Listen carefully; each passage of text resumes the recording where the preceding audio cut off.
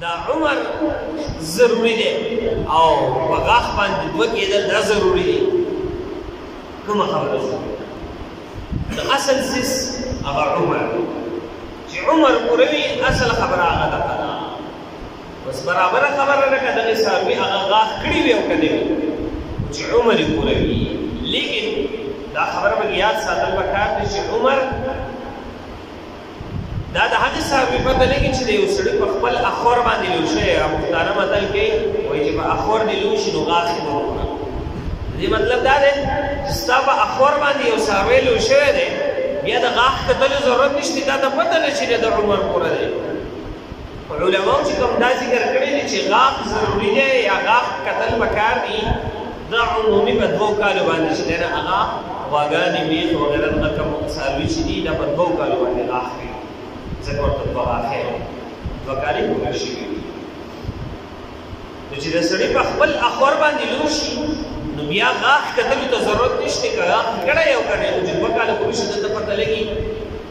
چې 2 کاله د دې څاروي پوره شو نو بیا د قربانۍ کېږي. اوس دی د دې شکست نه هغه څاروی اخلي میلې ته لاړو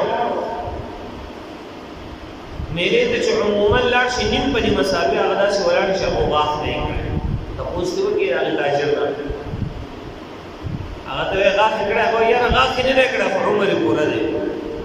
هلکه تا ته څه پته ده وایي ما چې د چا نه اخیستو نو هغه ما ذمواري راکړې هلکه هغه له چا ورکړو هغه چې د چا نه اخیستو هغه له ذمواري دا اوږده سلسلې نو په دغې ځای کې بیا پته نه لګي چې څوک دروغ وایي څوک رښتیا وایي. په دغه ځای کې ډېر خلک هغه دروغ صرف او صرف د قیمت دپاره چې دا څاروی ماله قیمت کوي ځکه که دی ته د قربانۍ په دغه وخت کې نه خرڅوي نو دله هغه قیمت نه کوي کوم چې قربانۍ په وخت کې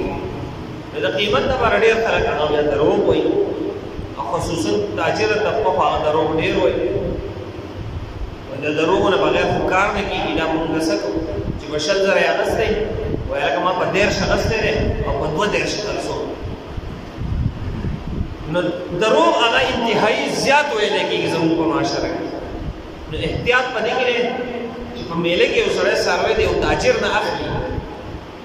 او دې تاجر په خپل اخور نه یې لوی کړی د بل چا نه یې اخیستلی نو بیا غاښ کتل پکار دی چې غاښ یې کړی خو واخیستی که غاښ یې نه یې کړی نو بیا دی بل څاروی سړی واخلي. احتیاط په دغه کې یو سړی ذمواري ورکوي نو هغه بیا جدا خبره ده خو احتیاط دا ده چې وانه رسلی شي څاروي د ځان وساتلی شي. سړی پیسې ورکوي چې 10,000 ورکوي 50 ورکوي 50 ورکوي 55 ورکوي بل څاروی دې واخلي